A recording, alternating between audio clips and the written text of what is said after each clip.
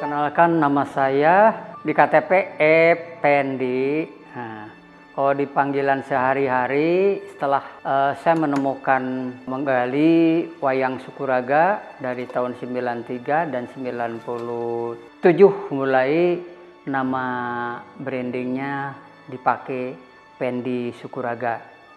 Sehari-hari sebagai pelukis, sebagai dalang, sebagai kreator lah.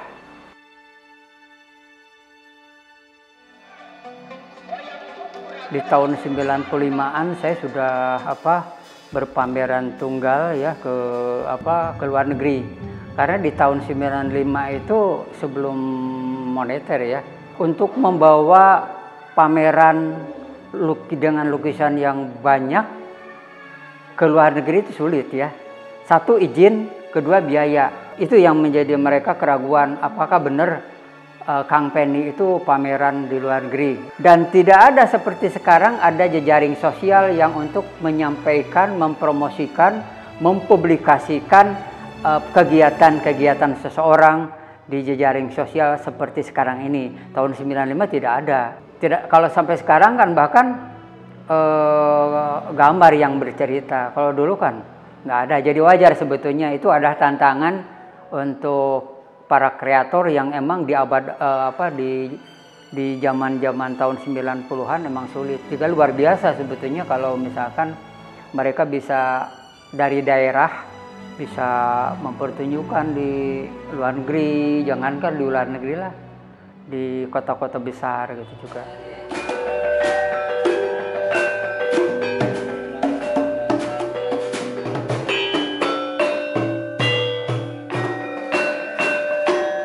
Ada satu pesan moral gitu ya dari seorang almarhum maestro, dan saya juga sekolah diberi rekomendasi oleh sang maestro pelukis Apandi ya, dan dia mengatakan kalau setelah kamu lulus dari sekolah seni rupa usahakanlah pergi keluar gitu kan, untuk menyampaikan pergi keluar kemanapun, yang artinya kalau kita punya keahlian jangan takut tidak makan gitu.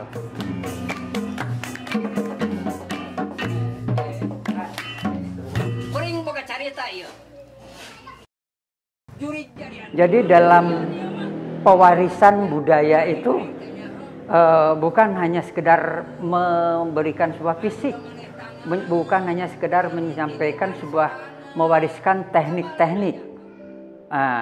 Sukuraga ini adalah punya filosofi, punya yang berhubungan dengan pendidikan.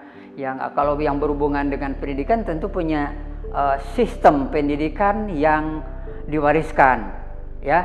Kalau mau di pendidikannya, kalau mau di seni pewarisan pertunjukan wayang Sukuraga, mungkin tentu saja akan sulit, karena mungkin di gerus zaman, di saat zamannya sudah bukan hip hop lagi, udah modern lagi.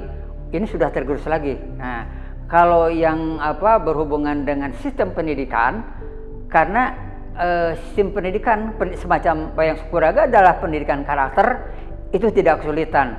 Karena sudah banyak para generasi, para akademisi ikut meneliti gitu sejak tahun 95, doktor-doktor dari Unpad, dari ITB, dari UPI gitu, dan ada 2 swasta lainnya ikut meneliti sehingga memberikan sebuah rekomendasi, yaitu bahwa wayang Sukuraga sebagai pendidikan karakter bangsa itu menjadi sebuah regenerasi. Kami tidak khawatir untuk regenerasinya itu, alhamdulillah menjadi sebuah prestasi bagi Sukuraga dengan yayasannya mendapatkan bantuan dari pemerintah melalui Badan Ekonomi Kreatif.